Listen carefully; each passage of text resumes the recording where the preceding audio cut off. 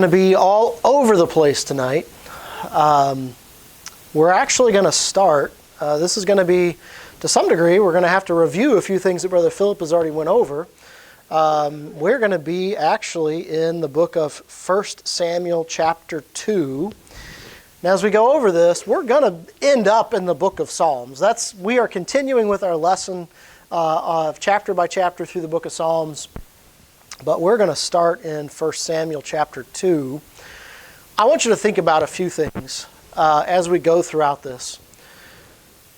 The Lord, in His being all-powerful, all-knowing, omnipresent, right? He has this ability, I hesitate to say it that way, but He has this ability to work in a situation on multiple fronts, okay?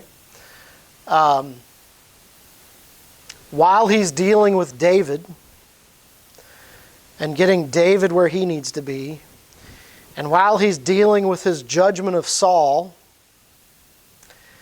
and while there's evil in Saul's life and in some of the people surrounding Saul who are doing things they shouldn't be doing, God can work through all of those circumstances. And sometimes He's working not just in that one thing, but He may be actually allowing something that turns out to accomplish something He talked about a long time ago. And I think it's important for us to remember that. You know, there's times in our life where we go through things or we're a part of things and we understand a little bit of it. We trust God through it, and He gets us through it, but we don't really have all the answers. Well, you know, maybe He's actually dealing with things across the spectrum of things that we aren't even necessarily a part of or involved in. The Lord is just so multifaceted in what He does, right? I think about the children of Israel, right, and how they were going to come into the promised land. And yet at the same time, God was talking about some of those people that were going to get taken out. But He said, you know what? Their iniquity is not yet full, right? There's times where God moves, things happen, the story takes a little bit of a turn, and yet in all of it, God is sovereign, and His plan is not going to be thwarted. His plan is not going to be overcome. And the things that He has intended to occur. And He does that, and yet remains perfectly holy, perfectly righteous, without sin. And sometimes all He does is He removes His restraining hand and judgment comes. Now, some people would try to say, well, God participated in evil. No, God removed His restraining hand from evil. Evil people did evil things, but unbeknownst to them, that was part of God's judgment on sin. And so it's complicated. But what I want you to think about is that sometimes we read a passage and an event of occurrences, and we are focused in on that situation. But God is often moving across all kinds of things at one time, getting just the right things to happen at the right time, removing His restraining hand when it needs to be removed, and at one time blessing, and in the same time of blessing, letting the judgment that He foretold would happen. And so that's some of why we're going to do so much reading today. 1 Samuel chapter 2, we're going to start in verse 12. It says, "Now the sons of Eli were sons of Belial. They knew not the Lord." Well, that is an interesting statement to say the priests knew not the Lord. Because that's who his sons were. It says in verse 13, and the priest's custom with the people was that when any man offered sacrifice, the priest's servants came while the flesh was in seething, and with a flesh hook of 3 teeth in his hand, and he struck it into the pan or kettle or cauldron or pot, and all that the flesh hook brought up the priest took for himself. So they did in Shiloh until all the Israelites that came thither. These guys were not doing it the way it was supposed to be done, and this is like only part of what they were doing. And it goes on. Also, before they burnt the fat, the priest's servant came and said to the man that sacrificed, give flesh to roast for the priest, for he will not have sodden flesh of thee, but raw. And if any man said unto him, let them not fail to burn the fat presently, and then take as much as thy soul desireth, then he would answer him, nay, but thou shalt give it to me now, not I will take it by force. Wherefore, for men poured the offering of the Lord. There was a way it was to be done. There was a way it was supposed to be done. And when these guys, servants, would come and try to take before they were supposed to take, and take of what they weren't supposed to take of, and if they were ever challenged, they would be threatened, basically. I'm not, in other words, it's almost like the protection racket, right? It's this idea of, they come and they say, hey, give me this thing. It's like they're asking politely, but the second you refuse, well, then they just take it anyways, right? And that's part of what was going on. I think there's also indication in some passages, right, where it was not just around the sacrifices of stuff, but that they were also having improper relations with the women that were coming. It's just, they were not good guys, right? And it talks about in verse 17 that wherefore the sin of the young men was very great before the Lord, for men abhorred the offering of the Lord. But Samuel ministered before the Lord, being a child, girded with a linen ephod. Moreover, his mother made him a little coat and brought it to him from year to year when she came up with her husband to offer the yearly sacrifice. And this, of course, is continuing the story of Hannah, who had asked for a child, and she was given Samuel. She dedicated Samuel to the Lord, and the Lord continued to bless her.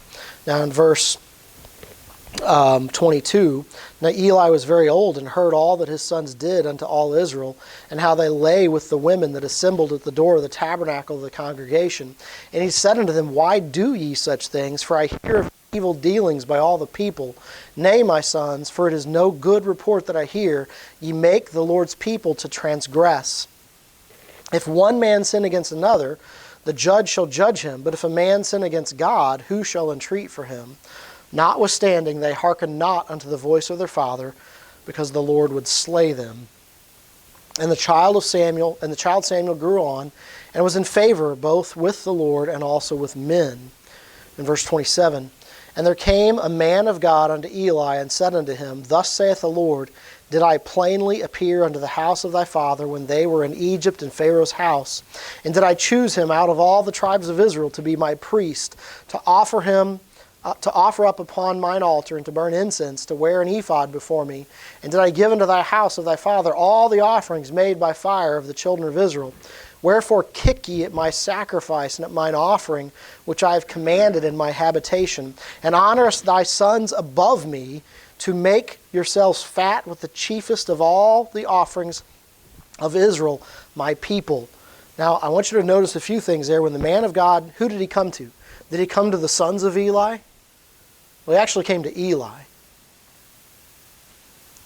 And he started to talk about how that his family had been chosen, and he had been put in this position of being the priest, and the place that was. And yet, the Lord was basically saying, you're mocking my sacrifice. You're mocking the things of God. You're mocking the altar and the incense, and it's bad.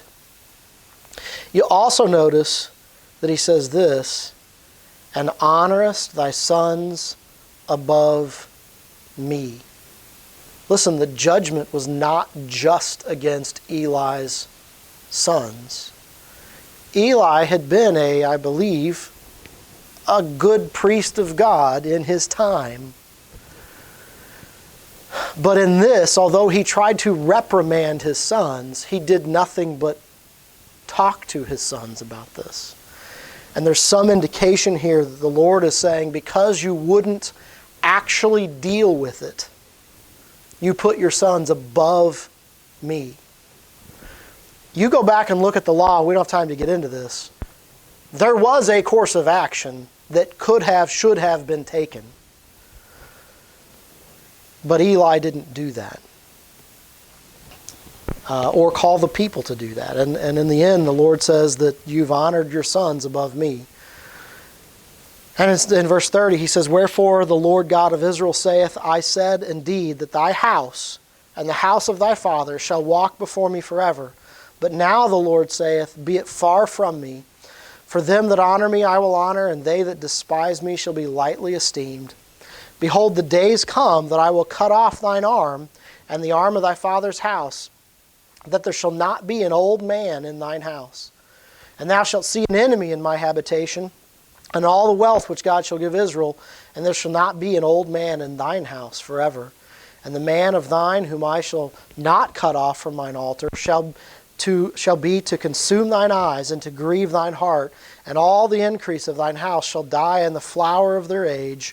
And this shall be a sign unto thee that shall come upon thy two sons, on Hophni and Phinehas. In one day they shall die both of them. And I will raise up a faithful priest that shall do according to that which is mine heart and in my mind, and I will build him a sure house, and he shall walk before mine anointed forever. And it shall come to pass that every one that is left in thine house shall come and crouch to him for a piece of silver and a morsel of bread, and shall say, put me, I pray thee, into the house of the priest's offices, that I may eat a piece of bread. Now we're going to got some more reading still in 2 Samuel. But we think about sometimes the judgment on Eli being that his two sons would die in a day. But the Lord actually said that was just a sign of the judgment that was yet to come. And the indication was that, listen, the entire lineage and the house of Eli and his father would be done away with. And that there wouldn't be people that lived to be in old age. And if there was one that was spared, they would basically be, eventually be brought to poverty, really, is what that's describing. And so you think about that judgment. They were polluting the sacrifices of God, and they were laying with the women at the door of the temple, or at the door of the tabernacle, and they were causing the nation to be in transgression. And Eli, although he said something about it, didn't do anything about it. And God called down judgment upon the house of Eli. Now, as you continue to go through some of this, we'll see a few other things here. Turn, if you would, to 1 Samuel chapter 21. 1 Samuel chapter 21. And we've got a lot of reading to do here. It says in verse 1, Then came David to Nob to Ahimelech the priest, and Ahimelech was afraid at the meeting of David, and said unto him, Why art thou alone, and no man with thee? Now, if you understand what's going on here, you should remember, because Brother Philip went through this not too long ago, David is fleeing from Saul. Jonathan has warned him, and he is now fleeing from Saul. He is hungry. He's got some people that are hungry. He doesn't have a weapon, and there's just a lot going on. He goes to the priest. Now, David goes to the priest, and he's not exactly transparent, and he's not laying everything out in regards to, he doesn't just offer up the fact that, hey, me and Saul are at odds with each other and I'm on the run. And the priest here, when he sees David by himself, he's got some hesitation. Why are you alone? Why is there nobody with you? And verse 2, And David said to Ahimelech the priest, The king hath commanded me a business, and hath said unto me, Let no man know anything of the business whereabout I send thee. And I have commanded thee, and I have appointed my servants to such and such a place. Now therefore, what is under thine hand? Give me 5 loaves of bread in my hand, and what there is present. And the priest answered David and said, There is no common bread under mine hand, but there is hallowed bread, if the young men have kept themselves at least from women. And David answered the priest and said unto him, Of a truth, women have been kept from us about these 3 days since I came out, and the vessels of the young men are holy, and the bread is in a manner common, yea, though it were sanctified this day in the vessel. So the priest gave him hallowed bread, and there was no bread there, but the showbread that to put hot bread in the day when it was taken away. That's where we're at up to this point. Priest wants to know what's going on. David feeds him a line, basically, that he's doing some service for Saul, and it's a secret. Seems to appease the priest. The priest then provides David with this showbread.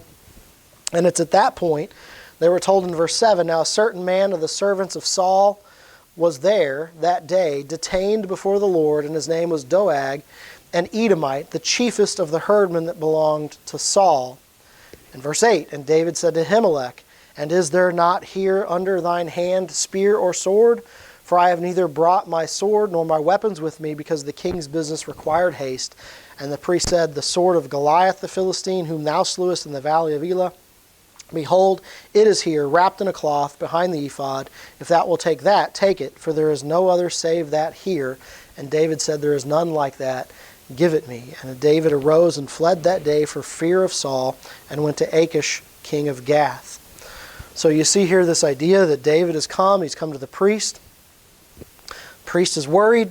He appeases the priest's fears. He gets the bread, he gets the sword. In the middle of that, we hear about this guy by the name of Doeg, who is the chiefest herdman that belonged to Saul. There's some indication here that it may not have just been that he was over some sheep, but that he was probably a fairly important guy to Saul. But in the middle of this dialogue, the Bible takes this second to split away from the scene and describe to us that this guy was there witnessing this. Okay? Now, when you go over to 1 Samuel chapter 22, we see the first few verses that David departed. He did some stuff, went in a cave. But pick up in verse 6. When Saul heard that David was discovered and the men that were with him, now Saul abode at Gibeah under a tree in Ramah, having his spear in his hand, and all his servants were standing about him. Then Saul said unto his servants that stood about him, Hear now, ye Benjamites, will the son of Jesse give every one of you fields and vineyards, and make you all captains of thousands and captains of hundreds? That all of you have conspired against me, and there is none that showeth me that my son hath made a league with the son of Jesse. There is none of you that is sorry for me, or showeth unto me that my son hath stirred up my servant against me to lie in wait as at this day. Now, Saul is here pouting and complaining and throwing out accusations, using really referring to David in a derogatory sense, and talking about how his own son betrayed him, and that none of the servants warned him that this was going on. And it's in verse 9 that you see this guy Doeg again. Then answered Doeg the Edomite, which was set over the servants of Saul, and said, I saw the son of Jesse coming to Nob, to Ahimelech the son of Ahitub, and he inquired of the Lord for him, and gave him victuals, and gave him the sword of Goliath the Philistine. Now, he does recount what happened, but I don't know that he recounts it maybe in the true light of what was going on. Ahimelech was nervous about David, and David had to explain some things. And then, yes, the priest gave him some things. When you read the shortened version, it sounds a whole lot like, hey, David came and the priest gave him everything he wanted without question for whatever you might want, Saul. And then in verse 11, then the king sent to Ahimelech the priest, the son of Ahitub, and all of his father's house, the priests that were in Nob, and they came, all of them, to the king. He called all of the priests that were from Nob to come to the king. And Saul said, Hear now, thou son of Ahitub. And he answered, Here I am, my lord. And Saul said unto him, Why have ye conspired against me, thou and the son of Jesse, in that thou hast given him bread and a sword, and hast inquired of God for him, that he should raise against me to lie in wait, as at this day? Then Ahimelech answered the king and said, And who is so faithful among all thy servants as David, who is the king's son-in-law, and goeth at thy bidding, and is honorable in thine house? Did I then begin to inquire of God for him?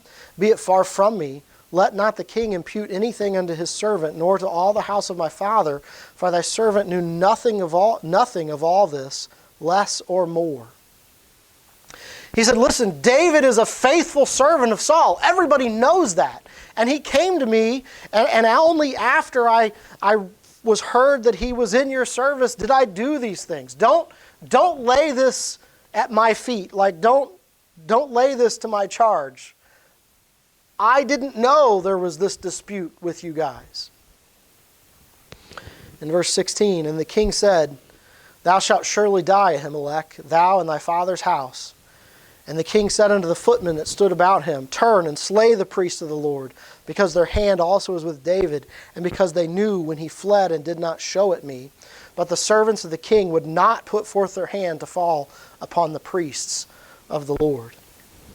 Saul is so angry. And again, we've found in the studies that Brother Philip did, he's not even acting rationally half the time, right? And at this point, he's now just commanded that not a priest of the Lord, but the priests of the Lord, all of the ones there at Nob, that they would be killed. And of course, the servants of Saul refused to do so. But then in verse 18, you see this name show up again. And the king said to Doeg, Turn thou and fall upon the priests. And Doeg the Edomite turned, and he fell upon the priest. And he slew on that day 75 persons that did wear a linen ephod. And Nob, the city of the priest, smote he with the edge of the sword, both men and women, children, sucklings, oxen, asses, sheep, with the edge of the sword. And the sons of Ahimelech and the sons of Ahitub and one of the sons of Ahimelech, the son of Ahitub, named Abiathar, escaped and fled after David. And Abiathar showed David that Saul had slain the Lord's priests. And David said unto Abiathar, I knew it that day when Doeg the Edomite was there, that he would surely tell Saul, I have occasioned the death of all of the persons of thy father's house. Abide thou with me, fear not, for he seeketh my life. For he that seeketh my life seeketh thy life, but with me thou shalt be in safeguard. You see here that Doeg and Saul both did a very wicked thing, and they slayed the priests of Nob, and then they went further, and they apparently went to the city of Nob, and they literally destroyed the entire city. They killed men, women, children, babies, all the livestock, all of that. They wiped it clean, except for one son that got away. Now, one thing that isn't necessarily stated in these passages is that these would have been descendants of Eli's children. So what was it that God had said to Eli back in 1 Samuel chapter 2? A sign of the judgment is going to be that your two sons are going to die on the same day. And they did, by the way. I didn't read that, but they did die in a battle. Same day, and the Ark of the Covenant was taken, and then Eli fell over and broke his neck, right? And just all that happened like on one day. But that was just the sign of what was to come, that there would come a day when all of Eli's lineage would be taken away. Now, what Doeg did and what Saul did, and the heart of what they did, was wicked. At the same time, what God did was He took away His restraining hand from the evil of this world, and He allowed that to happen, thus fulfilling the judgment on the house of Eli. And we don't necessarily have time to go into this because I do want to spend some time in Psalms chapter 52. But even the one that got away, that David protected, that guy shows up later. And when David is coming down to the end of his life, and Solomon is supposed to be taking the throne, it's this guy that actually backs the other son to be king, and he's basically put in exile. And all of his benefit and all of his things are stripped away from him. Again, fulfilling exactly what the Lord said back there in 1 Samuel chapter 2, that his lineage would be wiped out, and even if there was one that was found, that he would be asking for bread. And that's exactly what happened. And so, as we think about Doeg and what we're about to read in Psalms 52, that describes Doeg as a wicked man, and he was, also understand that what Doeg did was a fulfillment of the judgment that was to come on the house of Eli, because Eli's sons were laying with the women and were polluting the sacrifices, and Eli didn't do anything about it. Okay? So that's the history. Now, turn to Psalms chapter 52, and let's focus on this psalm here. Psalms chapter 52, in that superscription we see these words: to the chief musician, Maskil, a psalm of David, when Doeg the Edomite came and told Saul and said unto him, David is come to the house of Ahimelech. So obviously you know the context behind what this psalm was written about. And it starts off with these words: Why boasteth thyself in mischief, O mighty man? He's talking here about Doeg. Why boastest thyself in mischief, O mighty man? And then he says this: the goodness of God endureth continually. Doeg, man, he thinks he's positioning himself. He thinks he's doing what he's got to do to get into Saul's good graces. He's doing what he's got to do, and he's going to run over and kill anybody he's got to do to get the things that he thinks are going to be good for Saul and put him in a good light. And David is basically saying, why are you boasting yourself? You're a wicked man. You may think you're a mighty man, but listen, God, goodness is going to endure. You may go off and do your wicked thing, but God's plan will be accomplished, and God will endure. In verse 2, thy tongue deviseth mischiefs, like a sharp razor worketh deceitfully. Did he share this story of David's conversation with Ahimelech in the right light? No, he didn't. His tongue was deceitful and mischievous and cut like a razor. And it says, working deceitfully.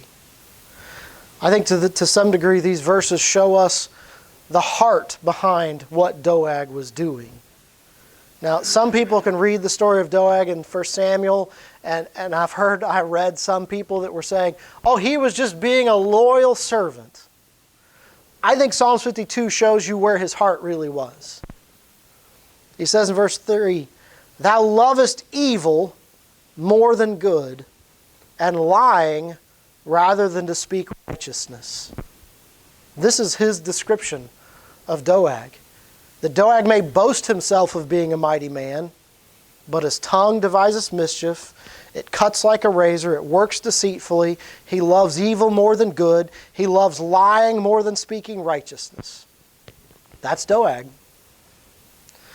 And honestly, unfortunately, I think there's a lot of people in this world that fit into that too.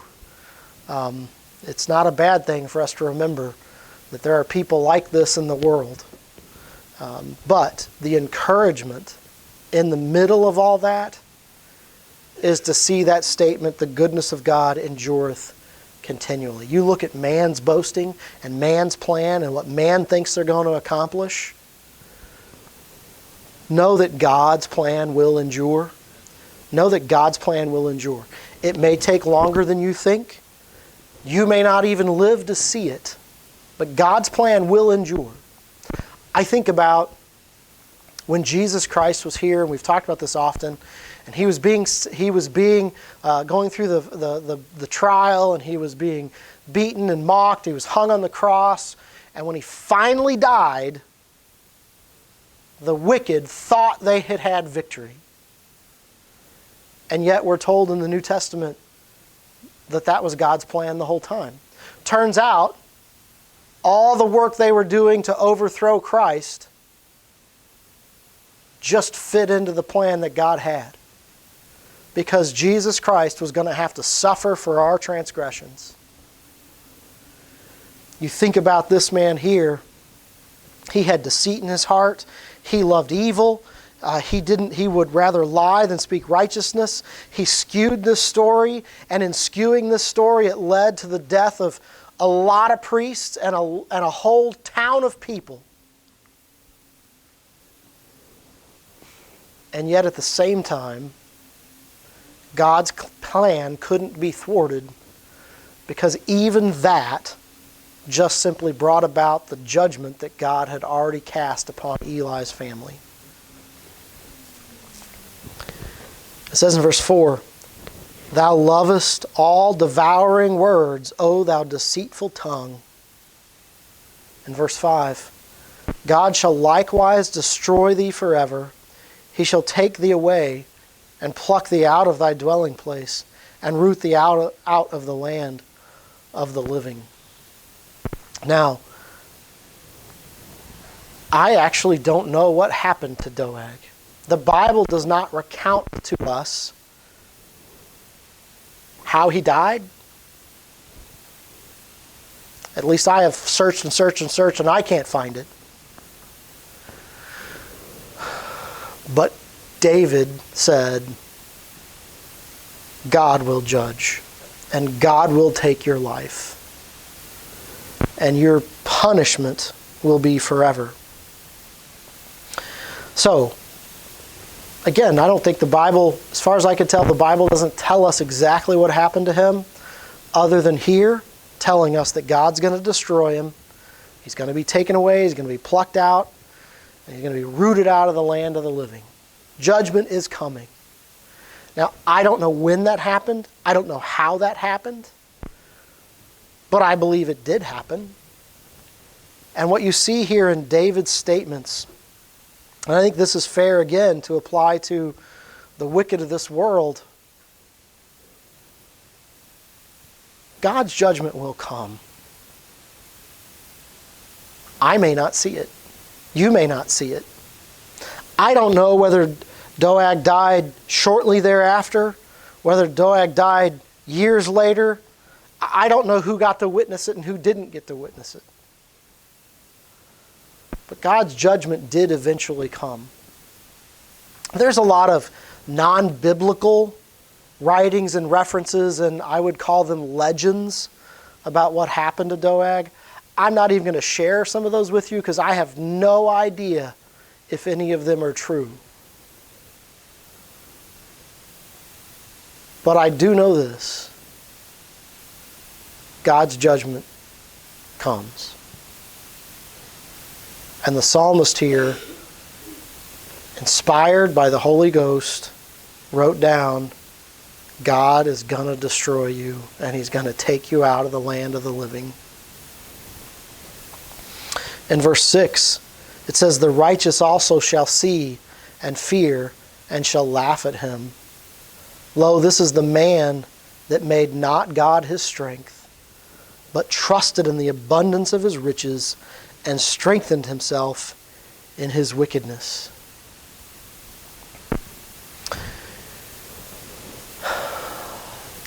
David said, and again, I believe what this says, even if we don't have an account of it, when judgment comes, the righteous are going to see it.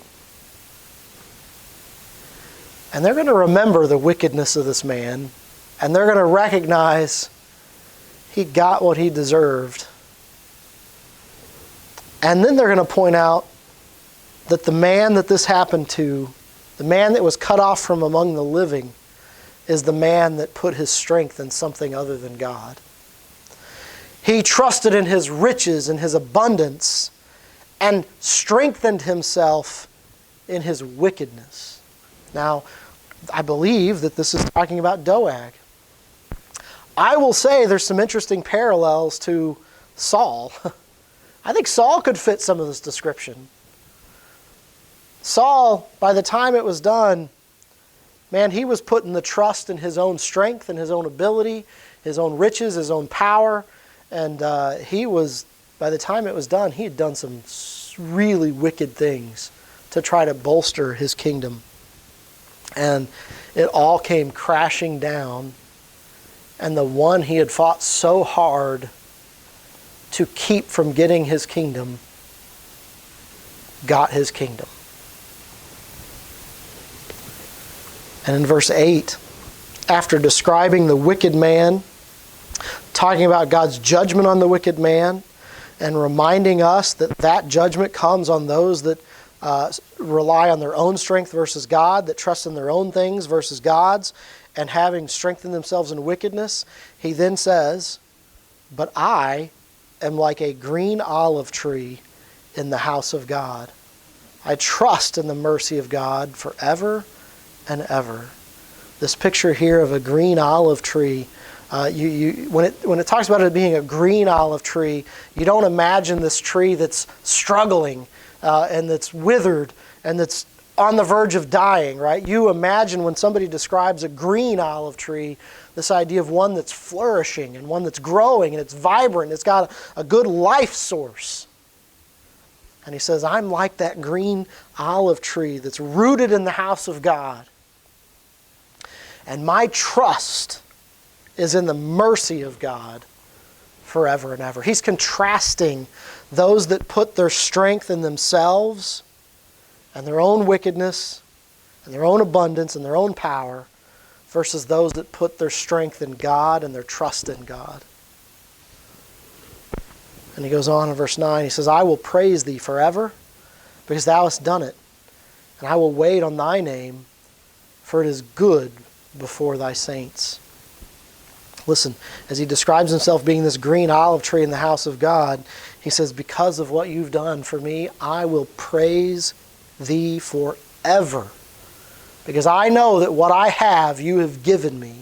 The deliverance you've given me, the mercy you've shown me, the grace you've shown me, the abundance you've shown me, the things that you've given me, I know they all come from you. And I'm going to praise you because of it.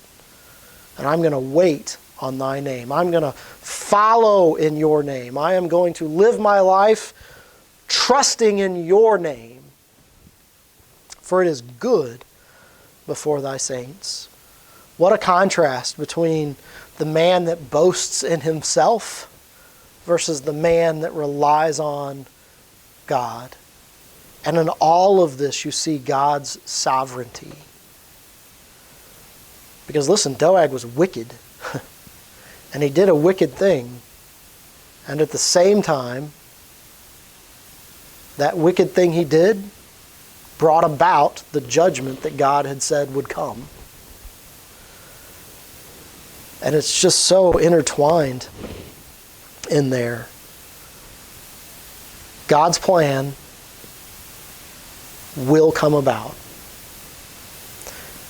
And you can look at all this stuff and you can go back to this little phrase, the goodness of God endureth continually. This truly is when you read the rest of this chapter, it really is a great contrast between, or maybe I should say an answer to the question that's posed in the first verse. Why boasteth thyself in mischief, O mighty man? The goodness of God endureth continually. What a compare and contrast in this chapter. I like that idea of being the green olive tree in the house of God. Man, flourishing, nourished, strengthened, growing, Why? Because it's rooted and grounded in the things of God. Not in our own strength, not in our own boasting, not in what we can accomplish, but in what God accomplishes in us. So thankful to know that He does work in our life, and that He works in the things around us. And the things that He's promised, they will come to be. You know, when you go back to 1 Samuel, He foretold of judgment that would come. And that did come. I mean, really, really, really outlined pretty clearly the way He said it would happen. You know, there's lots of things that God has said in His Word that have not yet happened. Good and bad. You know, when you read the book of Revelations, there's plenty of judgment yet to come. There's plenty of death and destruction and disease and sorrow and pain that is yet to come. And most of that is in relation to God's judgment that's been foretold. You know what? There's lots of promises yet to come where sorrow and tears and all those things will be wiped away. And we're going to have an eternity with Him in peace and security and away from sin. Both of those things one day will come. We don't know exactly when. Just like people that may have heard what was told to Eli didn't know exactly when that would happen. But it did come. It did come. The promises of God are coming. The judgments of God are coming. And He is holy and sovereign and righteous in all of it. All right, we're going to go ahead and be dismissed there. We'll go ahead